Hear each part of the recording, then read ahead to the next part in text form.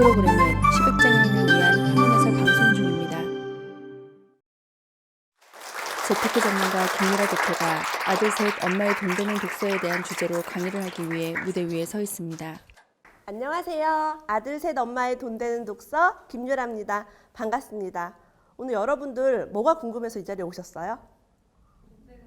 돈 되는 독서, 뭐 재테크, 뭐 가계부 쓰는 거 이런 거 되게 궁금하시죠? 그래서 오늘 제가 그 노하우를 알려드리려고 이 자리에 왔습니다.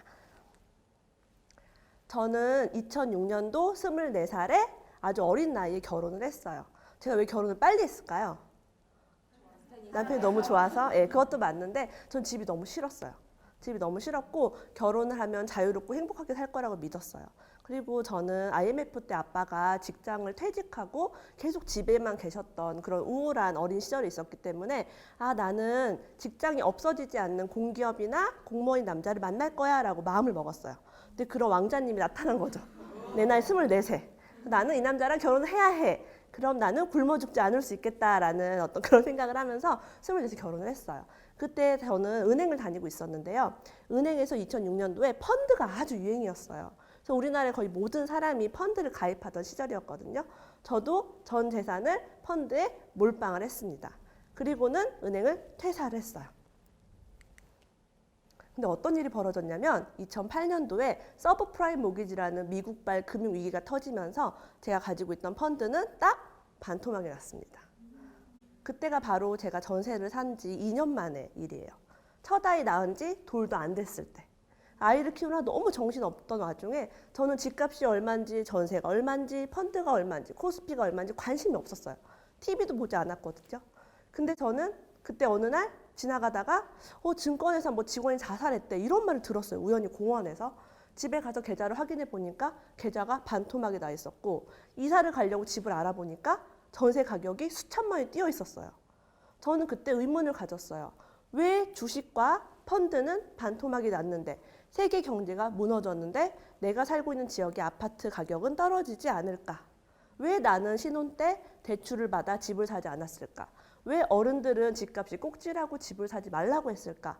게다가 저는 아이도 키우고 있지만 직업도 없는 상태로 추가 수입이 더 이상 일어날 수가 없었어요.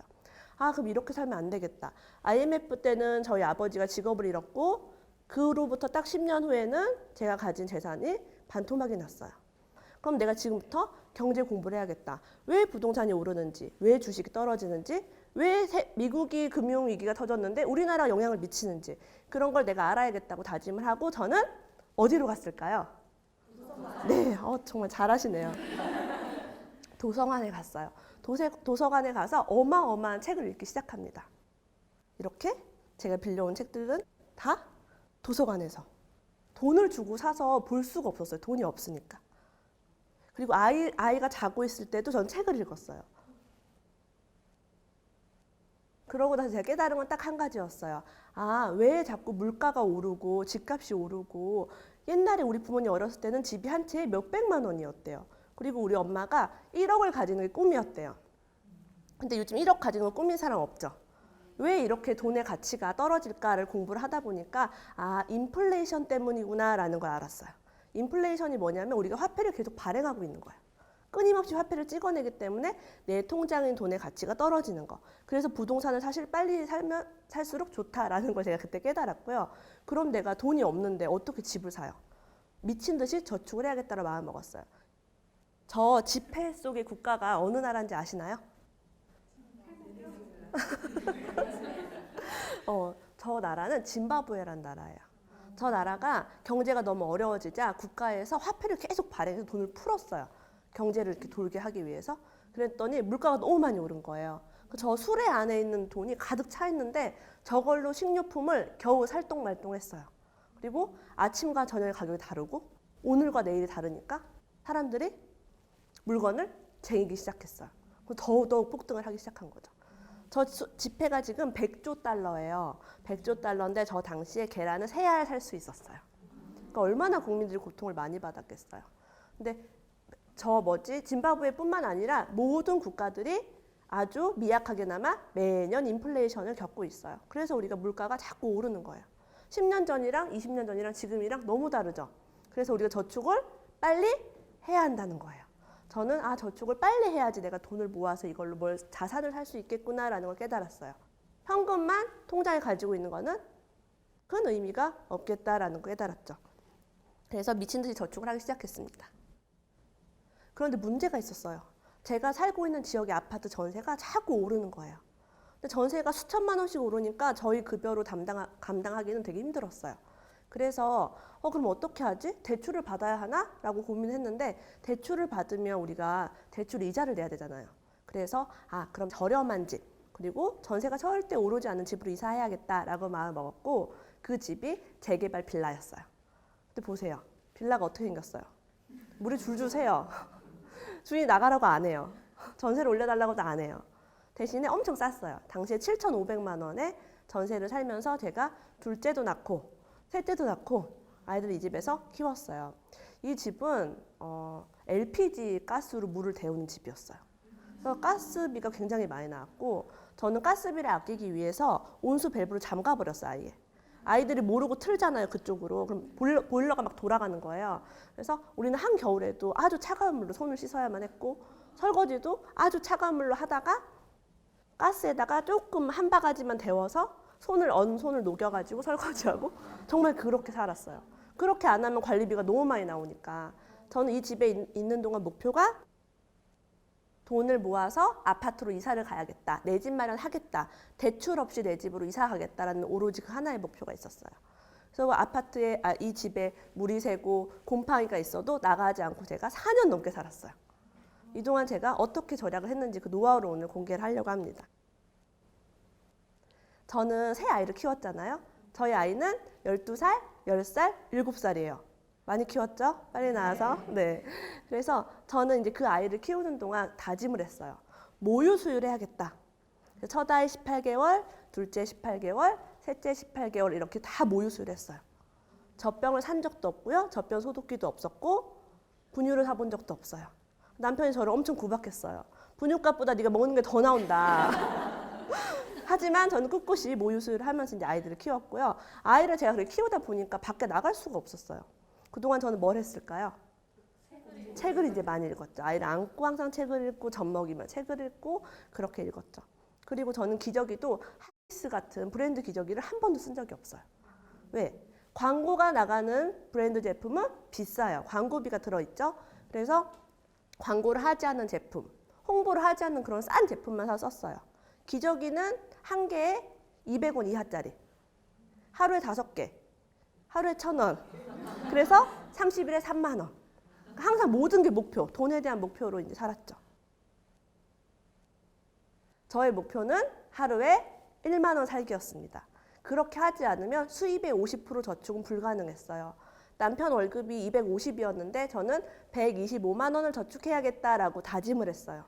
그러면 고정 지출을 빼고 나니까 제 손에 남는 돈이 30만 원 정도밖에 안 되더라고요. 125만 원 저축을 하니까. 그럼 이 돈을 어떻게 살까? 저는 온갖 머리를 쥐어 짜서 절약하는 법을 연구하기 시작합니다. 이거 혹시 뭔지 아시는 분? 네, 어떤 피자? 고르곤졸라 피자 혹시 밖에 사 먹어보셨어요? 한 판에 얼마 정도 하죠? 뭐 2만 원? 뭐 싼 데 가면 10,000 몇천 원 정도 합니다. 저는 또띠아를 사서요. 위에다 모짜렐라 치즈를 뿌린 다음에 꿀을 이렇게 얹었어요.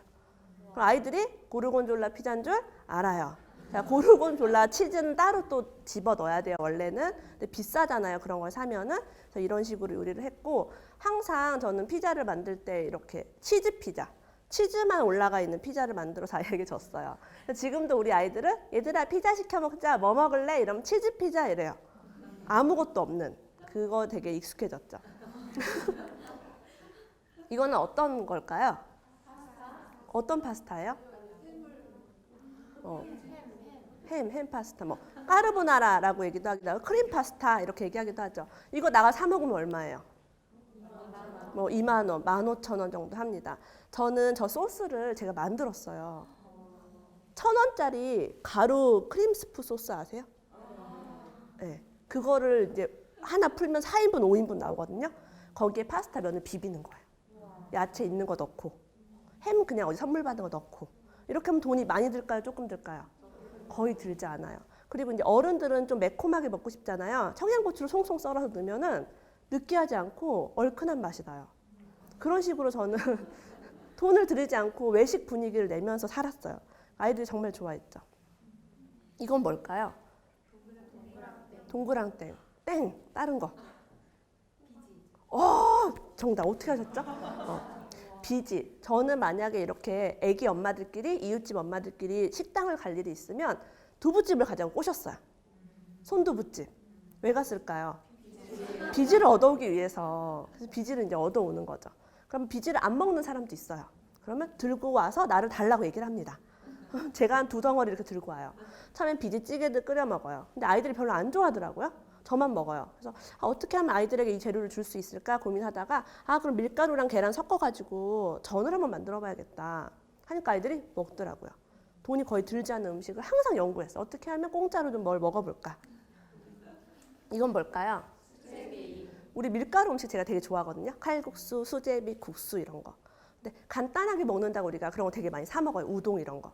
근데 잘 보시면 알겠지만 재료가 안에 뭐가 들어있어요? 아무것도 들어있지 않아요. 항상 저는 요리를 할 때도 원가를 생각했어요. 이게 원가가 얼마지? 그러면 저 밀가루가 여러분 요만한 거 1kg짜리 한 봉지가 1,000원 정도 하거든요. 그러면 요만큼 한 5분의 1 정도를 쓸 수 있어요. 1인분 먹는데. 그러면 200원 치면 충분해요. 여러분 혼자서 수제비 끓여 먹는데. 육수는 뭐 다시다를 넣거나 뭐 멸치 육수를 내거나 하면 되고 저기에다가 맛을 낸다고 조개를 사고 막 해물을 사고 애호박 썰어 넣고 하면 단가 올라가는 거예요. 그렇게 하면 안 돼요.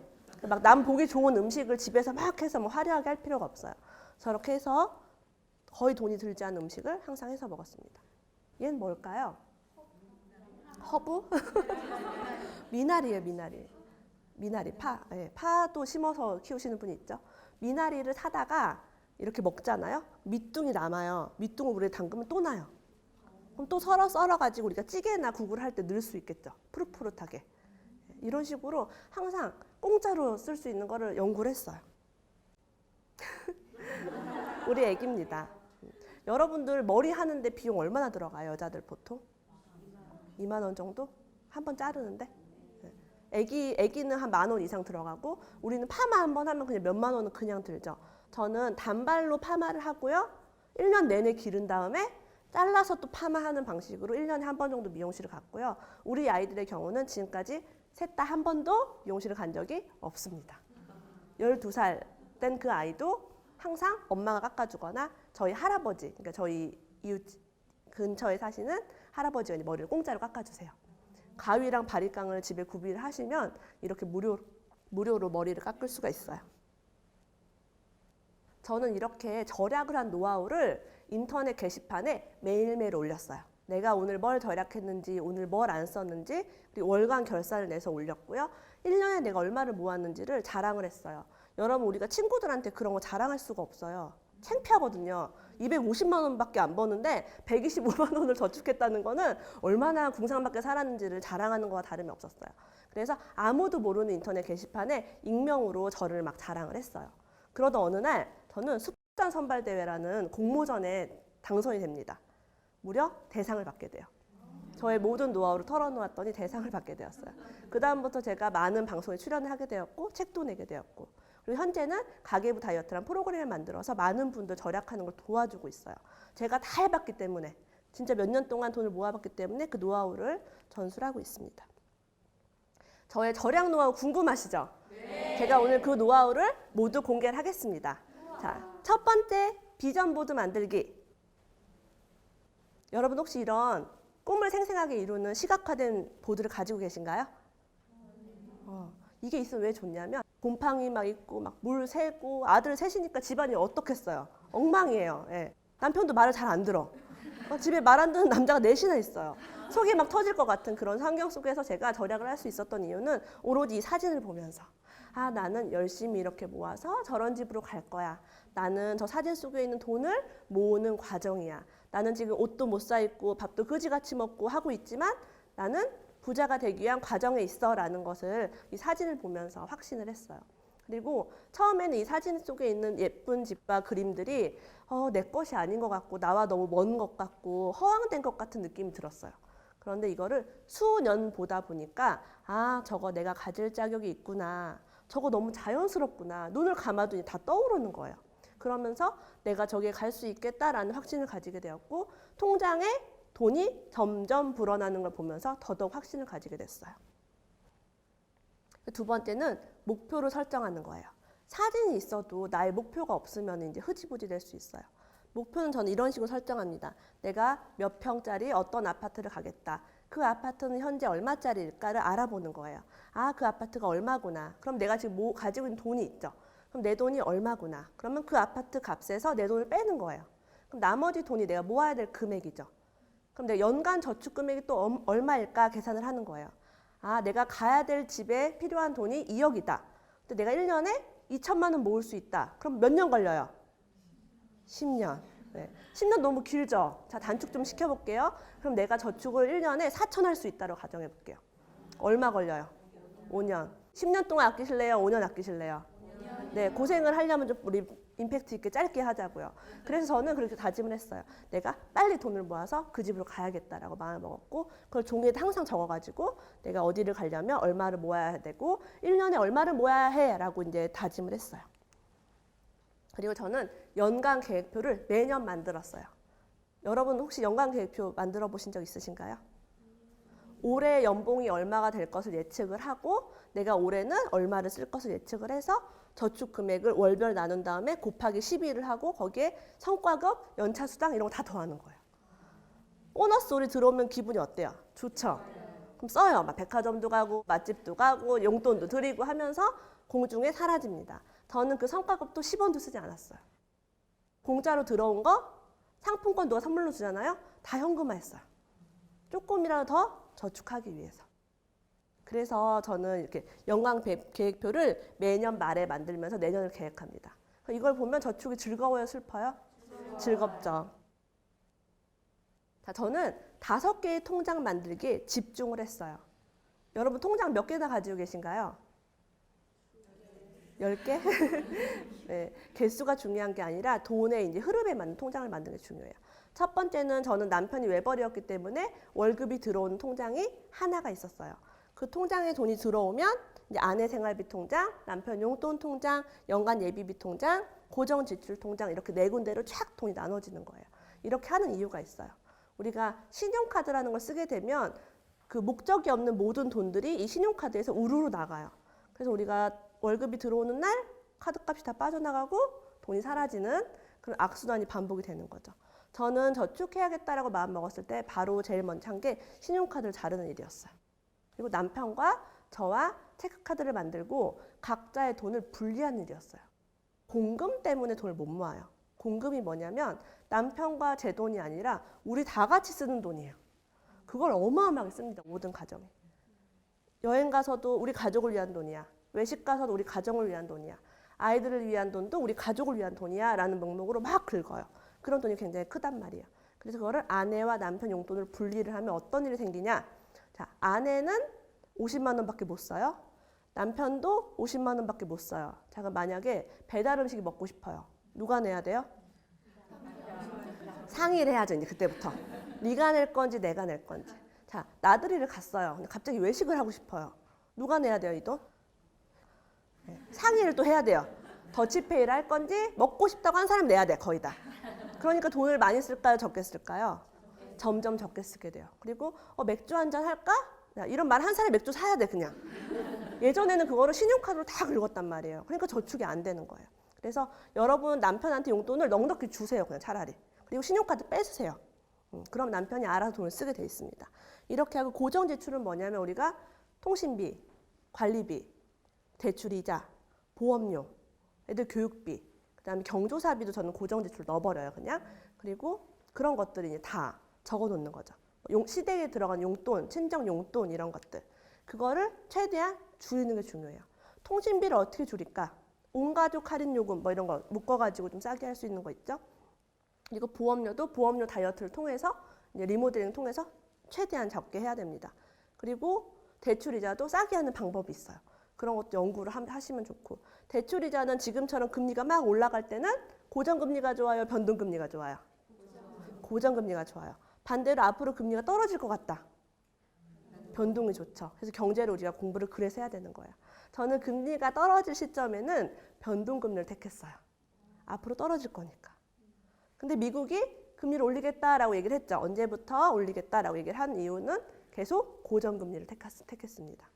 이런 경제 기사를 보면서 흐름을 읽으면 이자가 1%가 여러분 얼마인지 아세요? 1억에 1% 얼마예요? 100만 원이에요. 엄청 크죠? 100만 원 아끼려면 힘들잖아요. 그래서 경제를 공부하는 그래서 필요해요. 그리고 생활비를 또 어떻게 쓰는지 알려드릴게요. 남편 용돈, 아내 용돈을 분리를 잘했어요. 근데 문제가 있어요. 우리가 체크카드 쓰시는 분들 중에 나는 절약이 절대 안 돼요 하는 분이 되게 많아요. 그 특징이 하나 있습니다. 뭔지 아세요? 맞아요. 체크카드 통장에 돈이 많아요. 그런 분들은 신용카드랑 아주 다를 바가 없어요. 체크카드 통장에 100만 원, 200만 원 넣어놓고 계속 긁어. 그러놓고 자기는 왜 돈이 안 주는지 모르겠대요. 신용카드 쓰지 말라고 해서 안 썼는데. 그렇게 하시면 안 돼요. 자, 돈을 주급으로 이체하셔야 돼요. 선진국은 주급으로 월급이 아니라 주급제인 나라가 되게 많아요. 그게 사실 되게 합리적이에요. 우리나라가 소비 늪에 빠진 이유가 월급제라 그래요. 월급이 들어오면 며칠 만에 다 써버리고 가난하게 살고 이 패턴이 반복돼요. 자, 가정에서 하면 주급으로 살아보면 어떤 일이 생기나 우리가 50만 원 쓰기로 했죠? 그러면 첫 주, 둘째 주, 셋째 주, 넷째 주, 다섯째 주에서 10만 원씩 이체를 하는 거예요. 그러면 카드를 긁으면 무슨 느낌이 들어요? 내가 쓰면은 이번 주 안에 돈이 없겠다라는 생각이 들어요. 우리가 한 달치를 하면 개념이 없어요. 너무 기니까. 짧으면 생각이 들어요. 아, 내가 그걸 이렇게 쓰다 보면은 토요일, 일요일에는 10원도 없겠네? 이런 생각을 하는 거예요. 그래서 돈을 통제할 수 있게 돼요. 남편도 마찬가지예요. 남편 통장에도 한 달치 다 넣어주지 말고 일주일치씩 분리를 해주세요.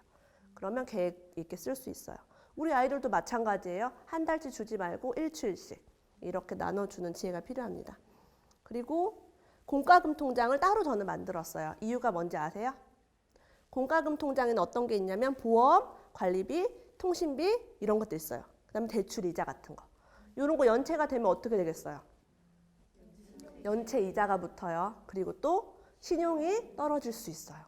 보험료 같은 거는 2달 정도 연체를 하면 아예 해지가 돼버립니다. 자동으로. 그럼 우리가 병이 있으면 다시 가입도 안 되고. 근데 그거를 일반 그냥 무슨 월급 통장으로 하다가 이것저것 빠져나가다 보면 카드값도 막 안 나갈 때 있어요. 통신비도 안 나갈 때 있고. 그럼 내 신용등급도 떨어지고 돈 관리도 안 되는 거예요. 저는 무조건 아무리 돈이 없어도 공과금 통장에는 항상 돈이 남아 돌도록 채워넣었어요.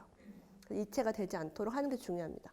부모님 용돈도 저렇게 힘든 집에 살면서도 항상 보내드렸어요. 왜냐하면 저희 남편을 키워줘서 너무 감사하더라고요. 예, 남편이 혼자 벌어서 온 가족을 먹여 살리려니까 얼마나 힘들어요. 사실 뭐 시부모님 얄밉고 그런 분들도 분명히 계실 거예요. 근데 어쨌든 남편이 돈 벌어 오시잖아요. 예, 그래서 저는 고마운 마음으로 용돈을 항상 드렸어요. 그리고 저는 돈을 모으는 기간에 꼭 해야 될 거 한 가지.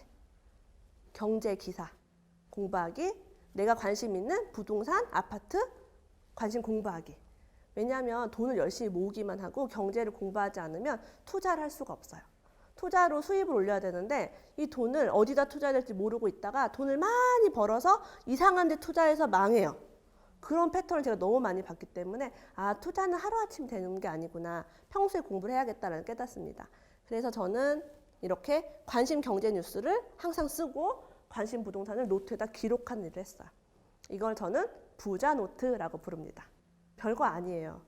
지금 현재 금리가 얼마고 코스피 지수가 얼마고 지금 경제 이슈에 뭐가 있는지 앞으로 뭐 때문에 호황이다. 지금 뭐가 불황이다. 지금 우리나라 어때요? 경제? 좋아요? 안 좋다고 하죠. 왜 안 좋은지에 대한 이슈들이 뉴스에 계속 나와요. 그런 거 적는 거예요. 네. 어떤 지금 실적이 안 좋고 우리나라가 어떤 부분이 안 좋다라는 거 적어놓고 그래서 코스피 지수가 떨어졌다. 뭐 몇 개월 만에 최저치다. 이런 어떤 통계도 있어요. 자, 지금 이런 시점에 내가 이사 가고 싶은 집을 적는 거죠. 아, 그 아파트는 지금 얼마일까? 전세는 예전에 얼마였을까? 이 집을 가려면 내가 돈이 얼마 필요할까? 전화해서 막 물어보는 거예요. 급매가 있는지. 지금 당장 이사를 안 갈 거여도 평소에 계속 그러는 거예요. 그러면 나중에 급매가 진짜 나오면 연락이 와요, 안 와요? 와요. 평소부터 그렇게 하고 다니면. 저 세대 그 3년 동안 연락이 와. 네. 우리가 돈을 모으는 기간 동안 계속 연락하는 거예요. 여러분 누가 기억에 많이 남겠어요? 그 세대기 기억에 남는 거야. 세대기 모으다가 이제 전화가 오는 거죠.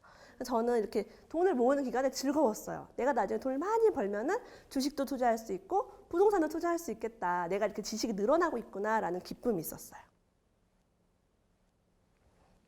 그리고 저는 책을 읽는 걸 정말 좋아한다고 했잖아요. 책을 정말 많이 읽었고 많이 읽은 걸 토대로 투자도 막 했어요. 저는 책을 읽으면 다음 날에 바로 달려갔어요.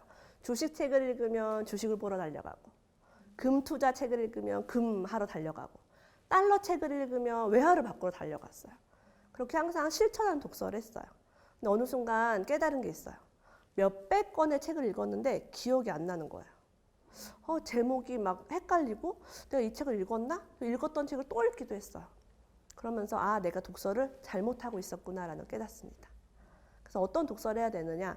내가 읽은 책을 요약 정리해서 어딘가 저장해 놔야겠다. 쉽게 찾아볼 수 있도록. 그래서 블로그에 제가 책을 올리기 시작해요. 이게 무려 5년 전의 일이에요. 막내 아이를 낳은 지 한 4달 정도 됐을 때. 한참 되게 힘들 때. 새 아들을 키우느라 너무 힘든 와중에 저는 이걸 올리기 시작해요. 왜 그랬냐면 많은 성공한 사람 비결 중에 하나를 제가 발견해요. 독서를 하다가. 뭔지 아세요? 기록의 힘. 또 글쓰기. 또 실천. 자, 진짜 중요한 거 하나 빼먹었어요. 진짜 위대한 부자들은 나누는 걸 많이 했어요. 남에게 나누었어요. 좀 아까운 것들. 그게 돈이든 물질이든 재능이든 나누었어요. 나는 무엇을 나눌 수 있을까를 생각을 합니다. 근데 제가 가장 잘하는 게 책을 읽는 거였어요. 그럼 내가 읽은 책을 나눠야겠다라고 마음을 먹었고 그 책을 블로그에 매일매일 올리기 시작했어요. 근데 재밌는 일이 있었어요. 어떤 책을 올리려고 하면 아까운 거예요. 세상에 이렇게 좋은 책을 내가 몇 시간을 들여서 힘들게 읽어서 요약까지 해서 올리는데 이걸 읽는 사람은 아주 편하게 보는구나. 그리고 이 책에 막 돈 되는 정보가 너무 많은 거예요. 제가 봐서는. 다 돈이야. 한 문장 한 문장에. 근데 이걸 다른 사람한테 공짜로 주는 게 너무 아까운 거예요. 돈도 안 받고. 그런 마음 때문에 제가 망설인 적이 되게 많아요. 이 책 올리지 말까? 막 그런 것들이 많아요. 여러분 이해가 안 되죠? 저는 정말 그랬어요. 왜냐하면 정말 돈 되는 독서를 했기 때문에. 그런 책을 올리면서 그런 걸 극복하면서 올리니까 사람들이 저를 좋아해 주기 시작했어요. 너무 좋은 책이에요. 이 책을 읽고 인생이 바뀌었어요. 이런 연락을 너무 많이 받기 시작합니다. 그래서 이게 되게 보람된 일이구나. 누군가 인생을 바꿀 수도 있고 내 서평을 보고 누군가 책을 사기도 하고 그런 걸 보면서 더 동기부여가 돼서 열심히 책을 읽었던 것 같아요. 그렇게 5년 동안 읽은 책이 저를 또 작가로 만들어 주었고 강사로 만들어 주었으니까 그 아까운 마음을 이겨내는 게 참 중요한 것 같아요. 제가 오늘 드리고 싶은 말씀은 여러분들이 아까운 걸 좀 나눴으면 좋겠다. 돈을 절약을 하는 동안 뭔가 여러분의 시간을 들여서 재능을 좀 기부했으면 좋겠다라는 생각이 들어요. 그리고 제가 독서하는 원칙이 딱 하나가 있어요. 혹시 아세요? 실천. 네. 실천하지 않은 독서는 무용지물이에요. 어떤 책을 읽었어요. 근데 와 좋다. 이 저자가 정말 대단하다. 우와 이 저자 부자 됐네? 나랑은 상관없는 일이야. 탁 덮어서 치워버려요. 그럼 우리 그거 뭐 하러 읽었어요? 그죠? 여러분들 지금 강의 들어오셨어요. 강의를 들었어. 와 저 사람 대단해. 근데 저 사람만 할 수 있는 일이야. 나는 못해. 끝. 시간이 너무 아깝죠 우리가. 저는 아이 셋을 키우면서 TV도 안 보고 친구도 안 만나고 놀지도 않고 여행도 제대로 안 가면서 집구석에서 돈만 그냥 아끼고 그러면서 책을 읽는 시간이 유일하게 제가 투자하는 시간인데 그 시간에 아무것도 얻지 못하는 사실 너무 아까웠어요. 그래서 이 책을 한 권 읽어서 어떻게 제가 뽑을 수 있을까를 고민합니다. 근데 제가 막 대기업 회장 책 읽었죠. 막 스티브 잡스, 막 빌 게이츠, 막 도널드 트럼프 이런 거 읽으면서 따라할 수 있는 게 있어요, 없어요? 없어요. 되게 자괴감 들어요. 그리고 많은 베스트셀러 작가들이 남자가 많아요, 여자가 많아요? 남자가 많아요. 그게 너무 힘들었어요. 이거 남자라서 할 수 있는 거 아니야? 너는 애도 안 키우잖아. 너는 애 없잖아. 너 아들 새 키워봤어? 막 이러면서 되게 분노가 났어요. 분노가 났고 저는 뭐 학벌도 없고 인맥도 없고 지연, 혈연 뭐 아무것도 없었기 때문에 되게 질투심이 올라오더라고요. 그래서 그런 걸 막 보면서 나는 그럼 뭘 할 수 있을까? 그러면 나는 가장 쉬운 거 하나를 해야겠다라고 마음을 먹어요. 그 사람이 했던 많은 일 중에 그 사람이 했던 일 중에 가장 위대한 거 말고 가장 잘난 거 말고 가장 못난 일 그걸 해야겠다라고 마음 먹어요. 뭐 예를 들자면 그런 거죠. 뭐 12시 이전에 잠든다. 어떤 사람이 이제 성공 원칙 중에 그런 거 말씀하신 분이 있어요. 그리고 뭐 매일 할 일을 기록한다. 뭐 이런 것도 있었고 어떤 사람은 낮잠을 잔다가 있었어요. 그렇게 해서 에너지를 채운다. 그래서 내가 하기 가장 쉬운 거 그런 걸 하기 시작하면서 제 인생이 바뀌었어요. 책을 한 권 읽고 한 가지를 실천하니까 제가 지금까지 읽은 책이 몇 권인지 아세요? 어떻게 아시죠?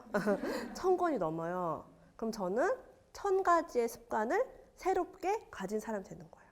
그 전에 하지 않았던 거를 1000가지를 더 하게 되니까 사람이 변해요, 안 변해요? 변하죠. 그러면서 제 삶의 모든 것이 바뀌기 시작했어요. 그럼 지금도 저는 계속 한 권을 읽고 한 권을 실천하려고 노력을 합니다. 그리고 저는 예전에 블로그에다 계속 책을 올렸잖아요. 서평을 막 썼어요. 지금은 유튜브에 책을 올리기 시작했어요. 그러니까 어떤 것이 발전하기 시작해요? 네, 영상으로 하니까 말을 점점 하기 시작했어요. 전에는 손으로 썼거든요. 그러니까 글솜씨가 막 늘어났어요, 제가. 그래서 베스트셀러 작가가 된 거죠. 근데 말을 막 하기 시작하니까 무슨 생각이 드냐면 내가 이러다 스타 강사가 되겠다라는 생각을 했어요. 왜냐하면 항상 성공하는 사람들은 특별한 게 있어요. 뭐가 특별한지 아세요? 꾸준함이 있어요. 꾸준함. 잠깐 하다가 와 내가 뭐 해봐야지 이러고 멈추고 나 책 읽어야지 오늘만 읽고 안 읽어요. 우리 작심삼일이라는 말이 있죠. 절약해야지 하고서 며칠 하다 말아요. 저는 사실은 작심삼일을 가장 잘하는 사람 중에 하나가 저예요. 절대 저는 뭐든지 꾸준히 못해요. 그래서 책을 자주 읽어야 돼요. 책을 3일 넘기면 안 돼. 3일마다 한 권씩 읽어야 그거 3일 가고 다음에 읽으면 또 3일 가고 이런 패턴이 계속 반복이 됐어요. 저는 대단한 사람 아니죠. 그렇게 따지면.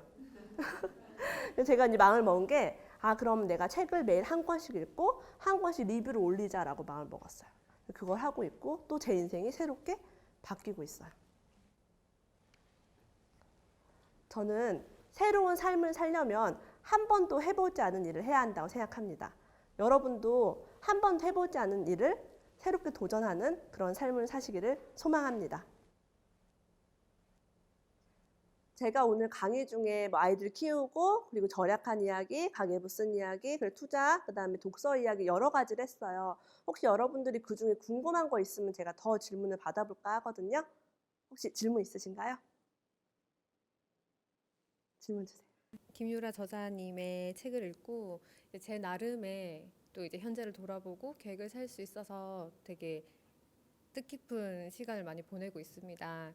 이제 저는 책을 읽으면서 더 이제 김유라 작가님의 1년과 3년, 5년 뒤에 어떤 목표를 가지고 생활을 하고 계신지 궁금합니다.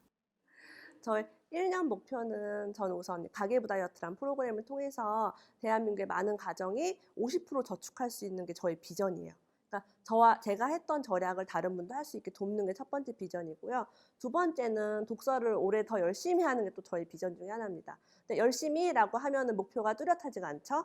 그래서 하루에 한 권 책 읽고 유튜브에 영상 올리기가 저의 또 두 번째 비전이에요. 3년 후, 5년 후는 솔직히 말씀드리면 생각을 해본 적이 없습니다. 저는 왜냐면 1년에만 집중하는 사람이에요. 장기 계획을 세우는 건 좋지만 장기 계획을 제가 많이 세워봤거든요. 안 이루어져요. 오늘 계획이 중요합니다. 저는 하루 계획, 일주일 계획, 한 달 계획, 1년 계획까지만 100% 완수하려고 노력한 사람이에요.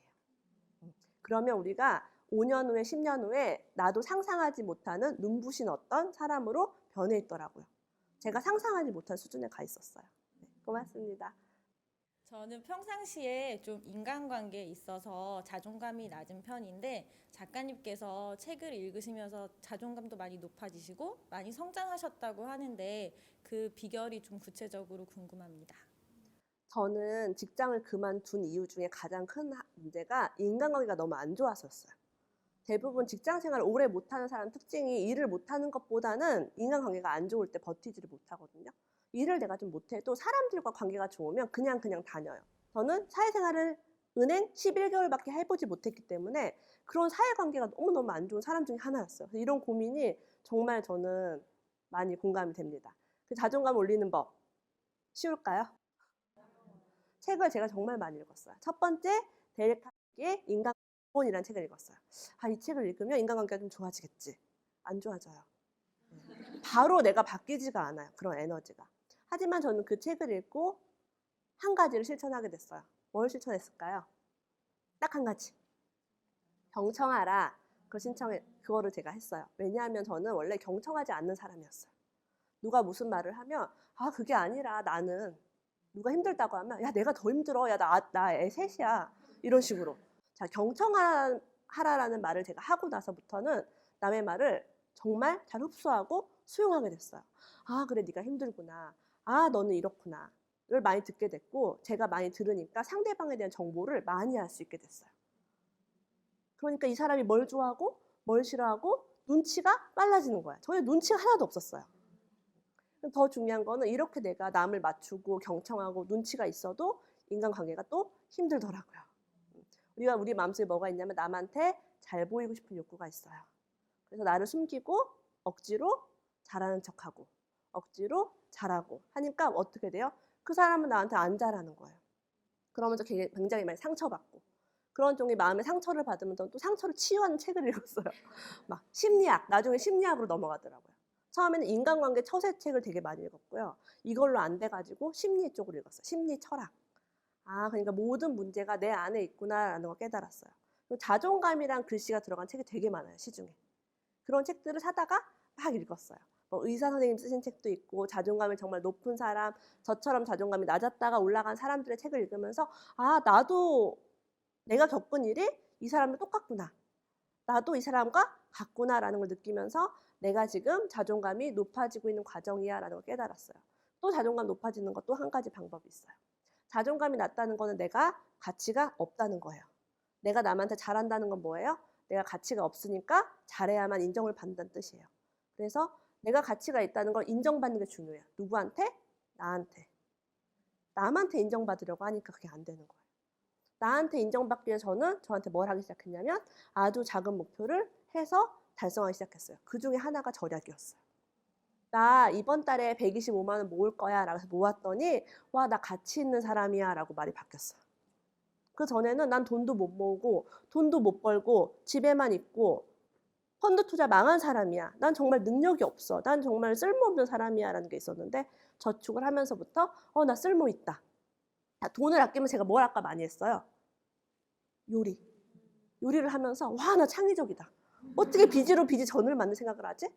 어떻게 나는 이 피자를 배달해 먹지 않고 이렇게 만든 생각을 하지? 하면서 스스로에 계속 칭찬하기 시작했어요. 그러니까 많은 사람들이 돈을 아끼면 궁상맞다. 돈을 아끼면 자존감이 떨어진다고 생각을 해요. 반대로 저는 돈을 아끼면 자존감이 계속 올라갔어요. 통장의 잔고가 올라가는 만큼 자존감이 올라간다. 이런 말씀을 드리고 싶습니다. 네. 책을 읽으면 되게 다양하고 종류별로 부분별로 아주 많은 책들이 소개가 되어 있는데요. 그 중에서 제가 인상 깊었던 것들이 손혜정 작가님의 디라든지, 이희성 작가님의 낙방, 이런 책들이 있었는데요.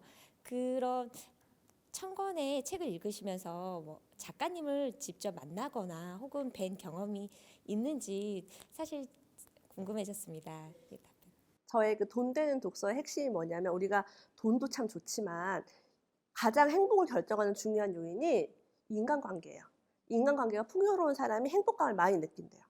돈이 많은데 집에 맨날 혼자 있는 사람은 행복할까요? 같이 밥 먹을 사람도 없고 놀러 갈 사람도 없는데 행복하지 않아요.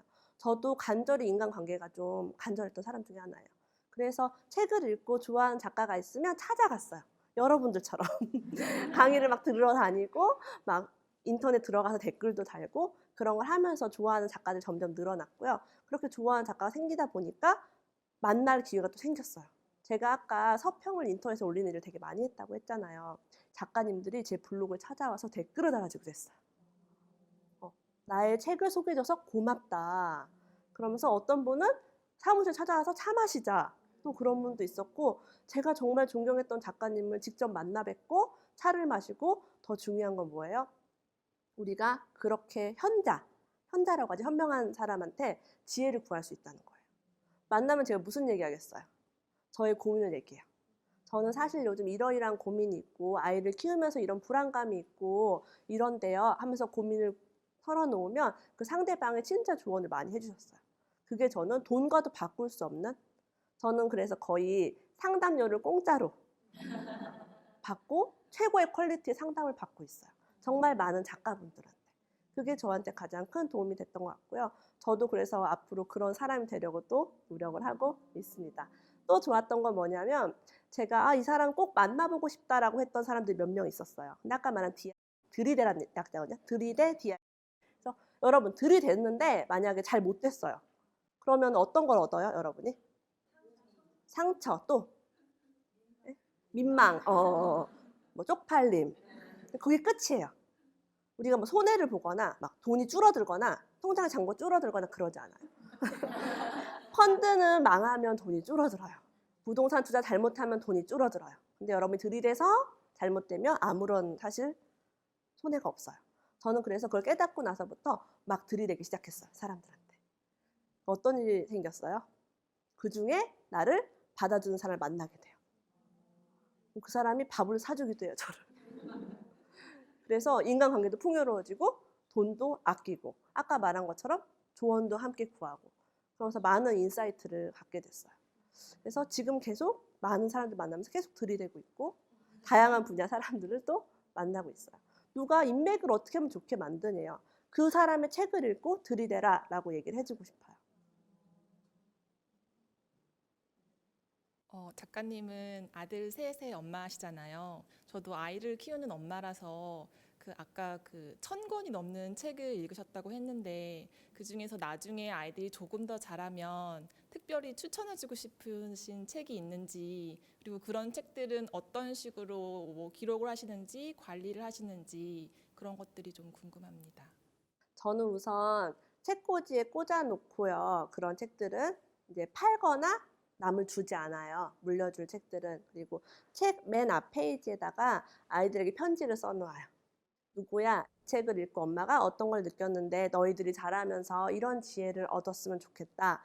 그리고 책 안에 되게 좋은 글귀가 있어요. 아이한테 주고 싶은 거. 그걸 제가 따로 적어놔요.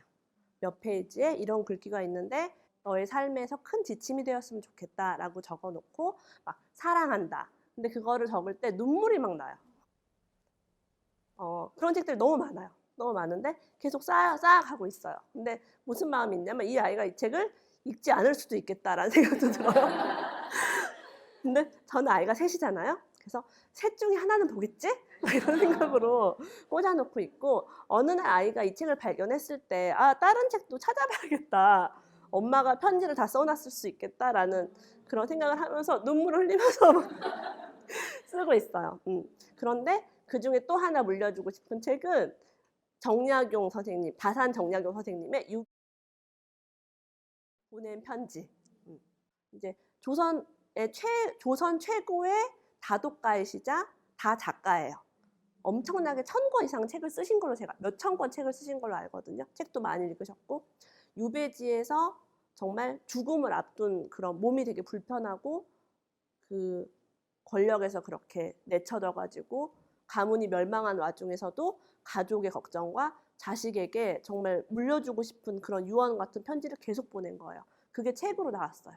근데 인간관계를 어떻게 해야 되는지, 친척한테는 어떻게 대해야 되는지, 부인한테, 부모한테, 그 다음에 학자로서의 어떤 글을 적는 방법, 공부하는 법, 술 먹었다고 꼬지는 것도 있어요. 술을 그렇게 먹으면 어떡하겠느냐. 그런 걸 보면서 아버지가 자식한테 줄 수 있는 최고의 것들을 제가 그 책을 통해서 발견을 했어요. 많은 부모들이 돈을 주고 싶어 하잖아요, 아이한테. 아이가 잘 되게 하기 위해서. 근데 그분은 그런 정신과 가치, 그다음에 책 얘기 되게 많이 나와요.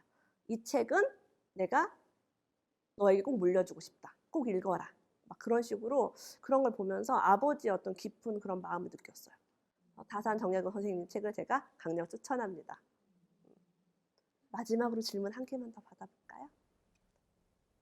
아까 그 무리 천장에서 새는 그 빌라에 이사도 갔고 또 절약을 많이 하셨다고 하는데 아까 그 이사하는 과정에서는 신랑의 동의도 필요했을 것 같고 또 하다못해 얘를 작게는 애들이 과자를 사달라고 할 때 뭐 그런 절약에는 가족들의 협조가 많이 필요할 텐데 그런 협조를 얻는 노하우가 혹시 있었는지. 네, 노하우가 있습니다. 일단은 저희 남편이 우유부단해요. 성격이. 그리고 부인이 하자고 하면 그냥 약간 따라오는 스타일이에요. 그 집을 구했을 때 남편이 마음에 안 든다고 했어요, 분명히. 나는 이 집에 오기 싫어 이랬는데 제가 이 집 너무 좋아. 나는 가고 싶어. 나는 갈 거야. 라고 계속 우겨서 이제 그 집에 이사를 하게 됐고요. 근데 집값이 너무 쌌기 때문에 남편은 돈 때문에 왔어요. 남편은 돈 때문에 왔고 저는 그냥 그 집이 마음에 들어서 왔어요.